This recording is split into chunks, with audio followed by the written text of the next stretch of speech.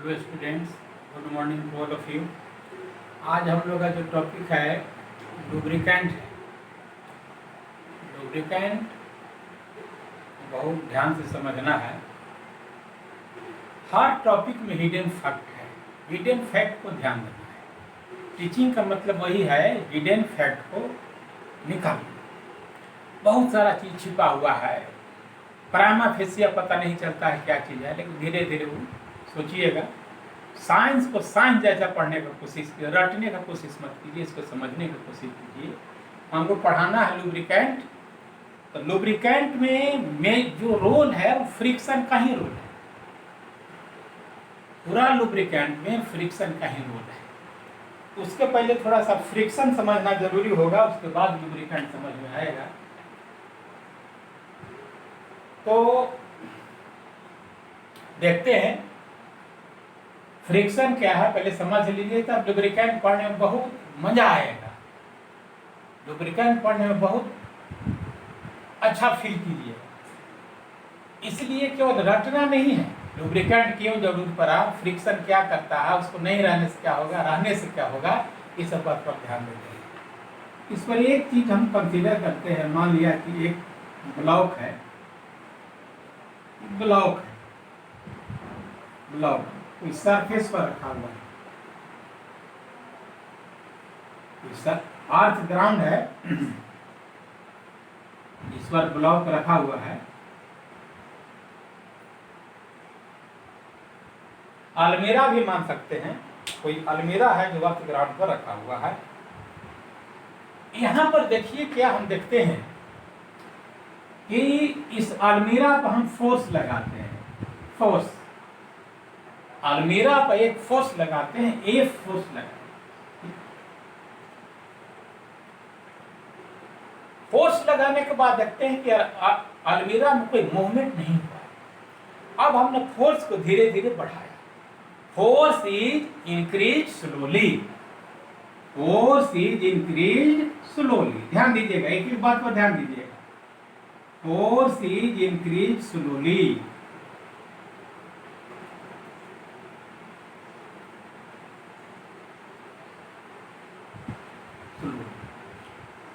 तो हमने क्या पाया, मान लीजिए शुरू में हमने 5 न्यूटन फोर्स लगाया, तो 5 न्यूटन जब इस पर फोर्स लगाया अलमीरा पर, तो देखते हैं कि अलमीरा को हम पुश कर रहे हैं 5 न्यूटन फोर्स से, तो उसमें मूवमेंट नहीं होता है, नो मूवमेंट।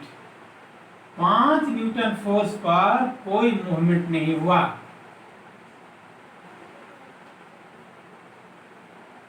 हमने इस पर फोर्स को और बढ़ा दिया, माने कि 10 न्यूटन फोर्स कर दिया। तो 10 न्यूटन जब फोर्स किया, उसके बाद भी देखते हैं कि अलमीरा में कोई मूवमेंट नहीं है, नो मूवमेंट, नो मूवमेंट। अब यहीं पर साइंस आता है कि आखिर फोर्स लगाने के बाद में मूवमेंट क्यों नहीं हो रहा है, नो मूवमेंट। फोर्स को और बढ़ा दिए, माने कि 15 न्यूटन फोर्स हम कर दिए। इतना फोर्स बढ़ाने के बाद भी देखते हैं कि कोई मूवमेंट नहीं हो रहा अलमीरा में। और फोर्स को बढ़ा दिए 20 न्यूटन का, 20 न्यूटन। तो 20 न्यूटन भी फोर्स कर दिए तो नो मूवमेंट। और अलमीरा जो है हिल तक नहीं रहा है, मूवमेंट के तो बात की बात है, हिल तक नहीं रहा है। इतना फोर्स लगाने के बाद में उसमें मूवमेंट नहीं हो रहा है, नो मूवमेंट, नो मूवमेंट। इस तरह से फोर्स को हम बढ़ाते गए, बढ़ाते गए, बढ़ाते गए, बढ़ाते गए, बढ़ाते गए। एक सिचुएशन हम क्या देखे कि जब हम 32 न्यूटन फोर्स कर दिए, 32 न्यूटन फोर्स कर दिए, तब देखते हैं कि अलमीरा में हल्का सा एक्सीलरेटर डेवलप किया। When force is increased to 32 Newton, तो एक्सीलरेशन डेवलप उसने किया, एक्सीलरेशन डेवलप्स। एक एक बात पे यहां गौर कीजिएगा।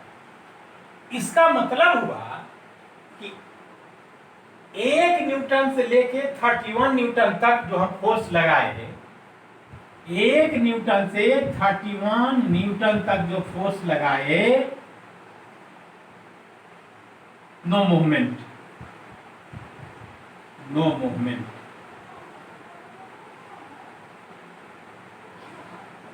No movement.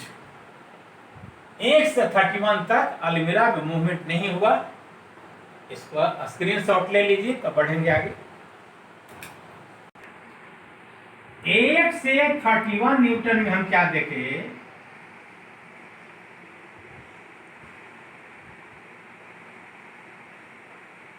फोर्स लग रहा है, force is acting, force is acting, but there is no,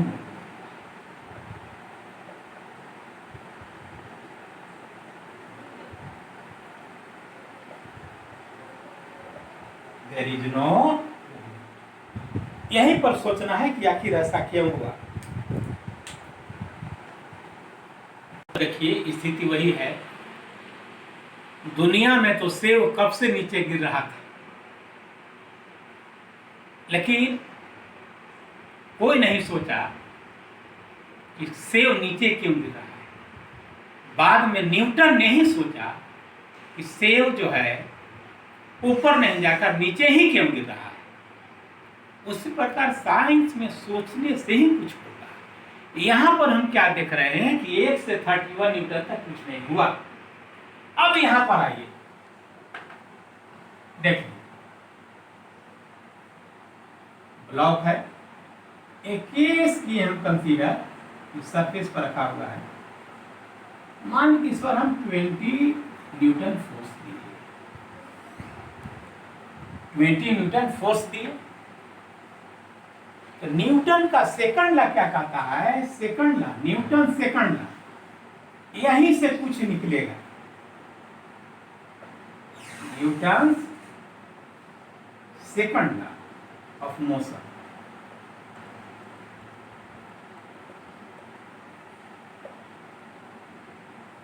कहता है कि अगर एक्सटर्नल फोर्स किसी बॉडी पर हम लगाते हैं, किसी बॉडी पर अगर एक्सटर्नल फोर्स लगाते हैं, दैट शुड बी मूव, यही सेकंड लॉ।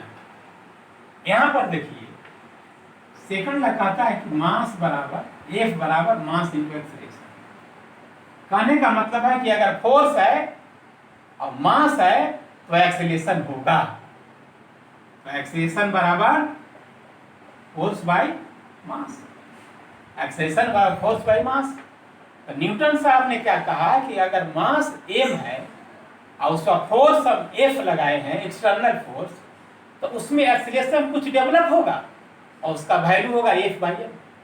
यहां तक तो हम देख रहे हैं कि 20 न्यूटन लगाने के बाद भी कोई एक्सेलरेशन नहीं है, कोई मोशन नहीं है, कोई मूवमेंट नहीं है।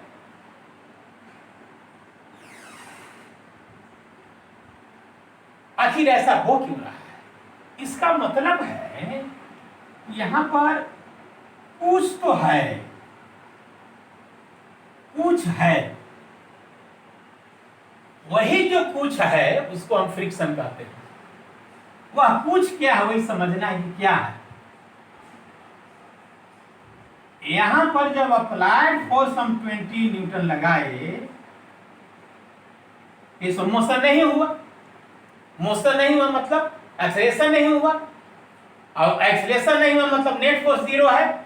इसका मतलब है कि फोर्स तो हम लगाए हैं जरूर, लेकिन ब्लॉक में मूवमेंट नहीं हुआ, एक्सेलरेशन नहीं हुआ। इसका मतलब है कि नेट फोर्स 0 है, और नेट फोर्स 0 का मतलब है लगता है कि इस सरफेस जो है ब्लॉक पर अपोजिट डायरेक्शन में उतना ही फोर्स लगा रहा है जितना हम लगा रहे हैं। तो यह जो अपोजिट डायरेक्शन में फोर्स लग रहा है, जो नेट फोर्स 0 कर दिया, अब यह जो अपोजिट फोर्स है, यह अपोजिट फोर्स ब्लॉक को स्लिप होने से रोकता है। वह फोर्स जो ब्लॉक को स्लिप होने से रोकता है, उसी को हम लोग फ्रिक्शन कहते हैं। अब फ्रिक्शनल फोर्स का मान उतना ही होगा जितना अप्लाइड फोर्स होगा, उससे ज्यादा नहीं हो सकता है, उससे कम भी नहीं हो सकता है। जितना अप्लाइड फोर्स है उतना ही फ्रिक्शनल फोर्स है जब तक मोशन नहीं है। तो इसका मतलब है कि अप्लाइड फोर्स यहां जो लगा,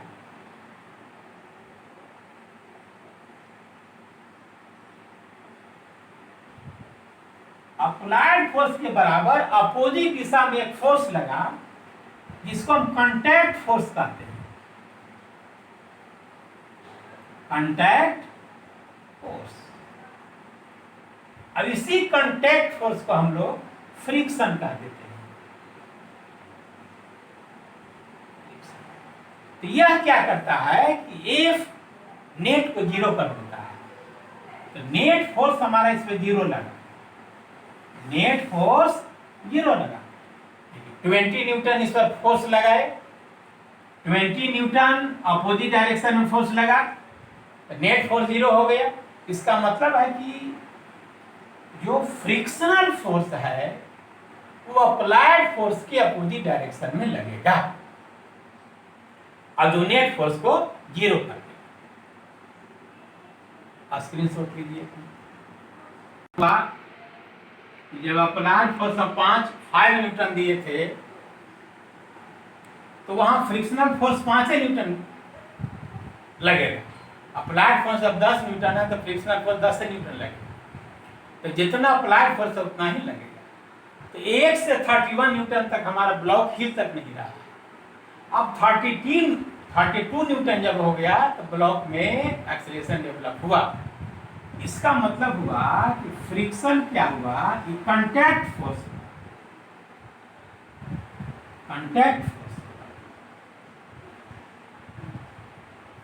जब दो बॉडी कांटेक्ट में आएगा तबे फ्रिक्शन लगेगा, ऐसा नहीं लग सकता। जैसे ये दोनों कलम यहाँ आसपास है, यहाँ फ्रिक्शन नहीं लगेगा क्योंकि कांटेक्ट में नहीं है।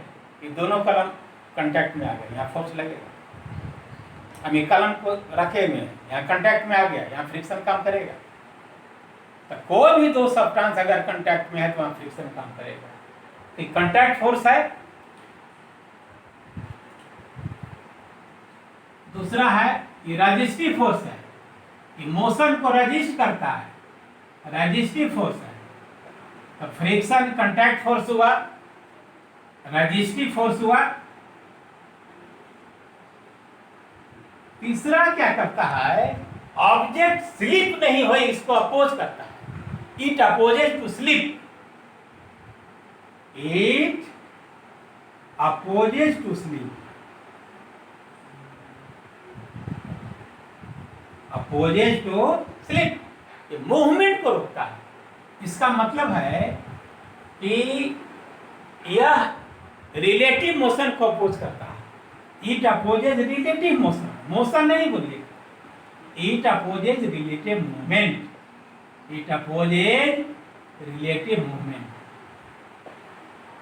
Relative movement. फ्रिक्शन क्या हुआ, ये कांटेक्ट फोर्स है, रजिस्टिव फोर्स है, it opposes to slip, it opposes relative motion movement, या it opposes relative motion.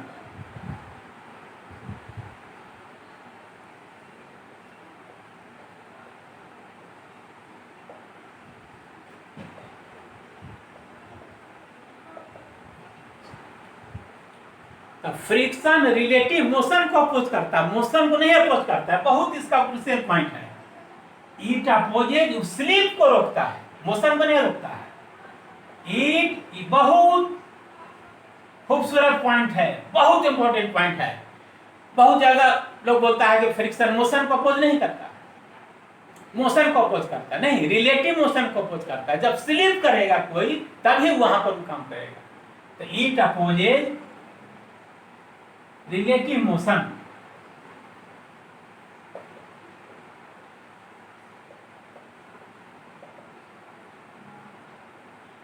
It does not, motion को नहीं अपोज करेगा,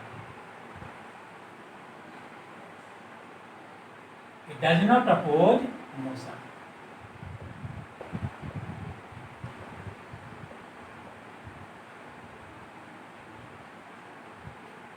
स्क्रीनशॉट लीजिए इसको। फ्रिक्शन दो सरफेस के बीच में लगने वाला कांटेक्ट फोर्स जो रिलेटिव मोशन को अपोज करता है। Contact force between two surface which opposes relative motion, यही फ्रिक्शन है। Contact force between two surface which opposes relative motion। Relative motion बहुत लिखिएगा, इसको जरूर लिखिएगा। रिलेटिव छोड़ दीजिएगा तो गलत हो जाएगा।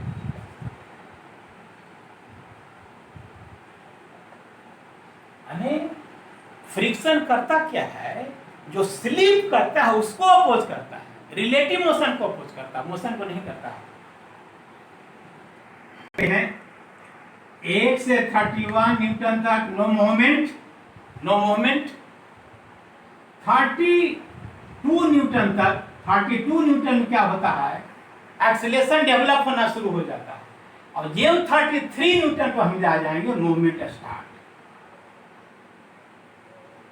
33 न्यूटन पर मूवमेंट स्टार्ट।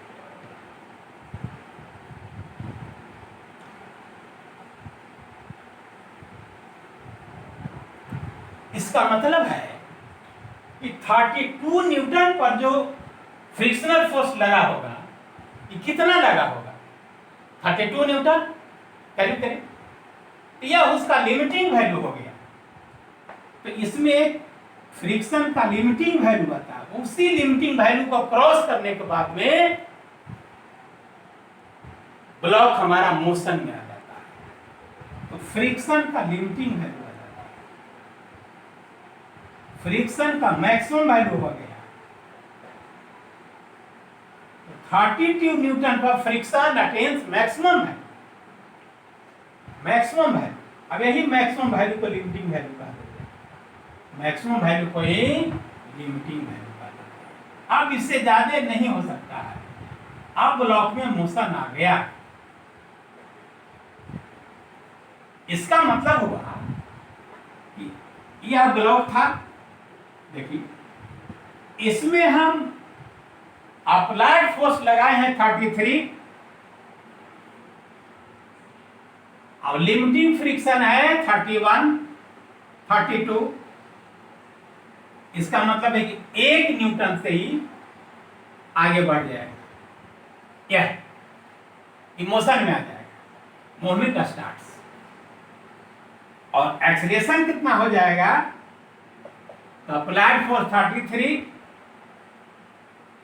और लिमिटिंग कितना 32 भाई मास मान लीजिए 10 कीजिए, 10 की 1/10 इतना मीटर पर सेकेंड स्क्वायर इस पर। अब हम फोर्स कर दिए 34, एक्सेलरेशन इसमें कितना काम करेगा, applied force minus limiting friction by mass 2/5, 2/10 metre per second square. इसका मतलब है कि ब्लॉक जब मोशन में आ गया तो फ्रिक्शन कांस्टेंट हो गया। 1 से 31 न्यूटन तक हमारा फ्रिक्शन वेरिएबल रहा।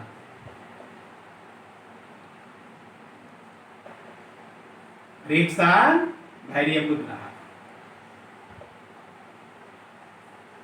जब मोशन में आ गया, ब्लॉक जब मोशन में आ गया, ब्लॉक जब मोशन में आ गया तब फ्रिक्शन कांस्टेंट हो जाएगा।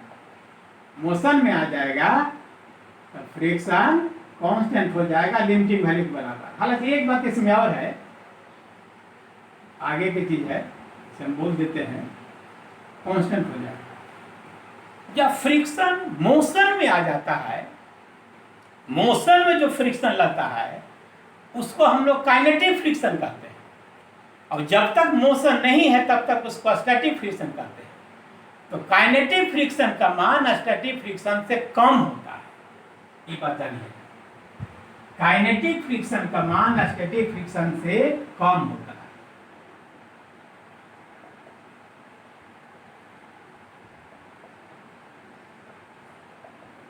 Kinetic friction is less than static friction.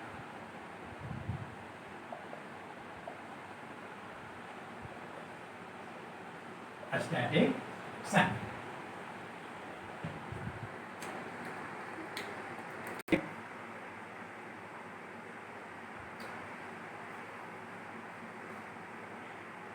छिपा हुआ है जिस पर आप लोग गौर नहीं किए, न कोई क्वेश्चन किए।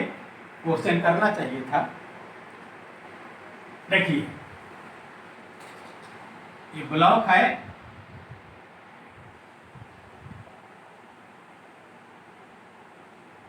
इस पर अप्लाइड फोर्स 5 न्यूटन है। इस ब्लॉक का लिमिटिंग वैल्यू था 32। तो ऐसा नहीं है कि अप्लाइड फोर्स अगर 5 न्यूटन है, इस पर फ्रिक्शनल फोर्स काम करेगा 7 न्यूटन। अगर ऐसा हो जाएगा तो बॉडी जो है अपोजिट डायरेक्शन में चलने लगेगा। तो फ्रिक्शन चलाता नहीं है, फ्रिक्शन चलने से रोकता है, यही बात है। जितना अप्लाइड फोर्स है उससे ज्यादा फ्रिक्शनल फोर्स लग ही नहीं सकता है। तो फ्रिक्शन क्या करता है, चलने से रोकता है,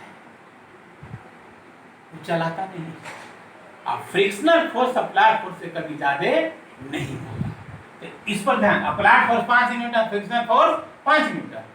तो जितना अप्लाइड फोर्स उतना है फ्रिक्शनल फोर्स है, फिर मैक्सिमम वैल्यू होगा, फिर काइनेटिक फ्रिक्शन हो जाएगा। यही काइनेटिक फ्रिक्शन आने से क्या होता है कि बॉडी में या सरफेस में रफनेस क्रिएट होने लगता है। तो दो सरफेस जब कांटेक्ट में आता है, अब कांटेक्ट के बाद में एक सरफेस पर दूसरा सरफेस जब स्लाइड करने लगता है, तो स्लाइड करने से रबिंग होता है, और रबिंग होने से क्या होता है, सरफेस में रफनेस बढ़ जाता है, और रफनेस बढ़ने से क्या होता है, उसमें वियर एंड टियर हो जाता है। इसी वियर और टियर को कम करने के लिए लुब्रिकेंट का यूज करते हैं। यहीं पर लुब्रिकेंट होता है। लुब्रिकेंट कहाँ यूज हुआ, टू सरफेस, एक सरफेस पर जब दूसरा सरफेस स्लाइड करता है तो कांटेक्ट जहां होता है सरफेस के बीच में रब होता है। तो रबनेस होने से क्या होता है, सरफेस रफ हो जाता है। As motion increases, roughness also increases. Due to roughness wear and tear takes place, heat is generated. उसी हीट से मशीन का पार्ट्स जो है डैमेज होने लगता है, वेस्टेज होने लगता है, इफिशियंसी घटने लगता है। उसी को हम प्रोटेक्ट करने के लिए, to protect this defect, lubricant is used. आप लोग जो बोले हैं देखे, when solid surface is set और मोशन ऑफ सॉलिड सरफेस, एक सरफेस पर जब दूसरा सरफेस स्लाइड करता है तो कांटेक्ट सरफेस पर रबिंग होता है, और रबिंग के चलते सरफेस रफ हो जाता है। Due to roughness frictional force increases. Due to roughness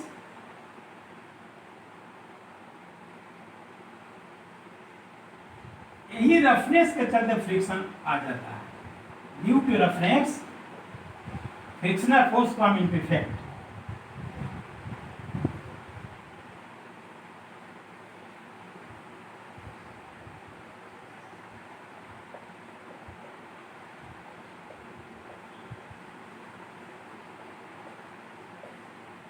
अब क्या हुआ इसमें, ध्यान दीजिएगा। कोई एक सरफेस और दूसरा सरफेस जब मोशन में है, two surfaces are in motion due to rubbing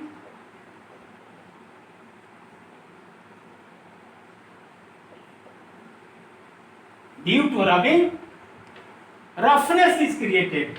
roughness, surface rough हो जाता है।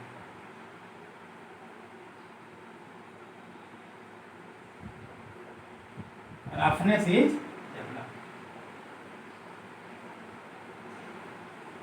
और रफनेस जब हो गया तो फ्रिक्शनल फोर्स बढ़ जाएगा, तो फ्रिक्शनल फोर्स इंक्रीज है।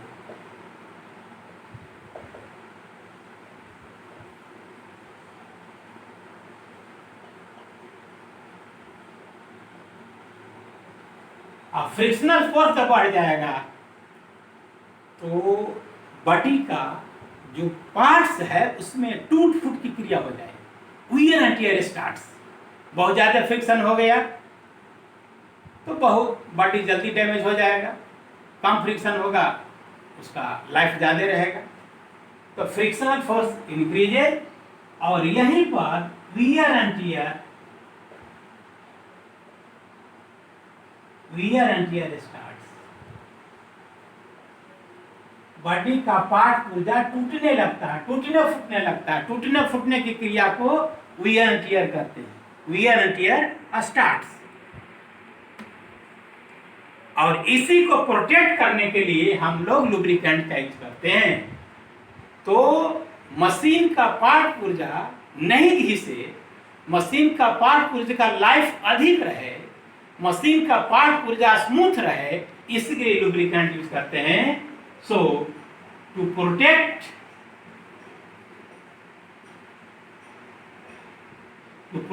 from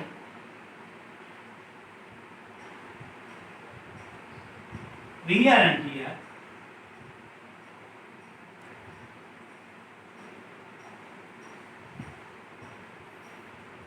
lubricant plays a significant role.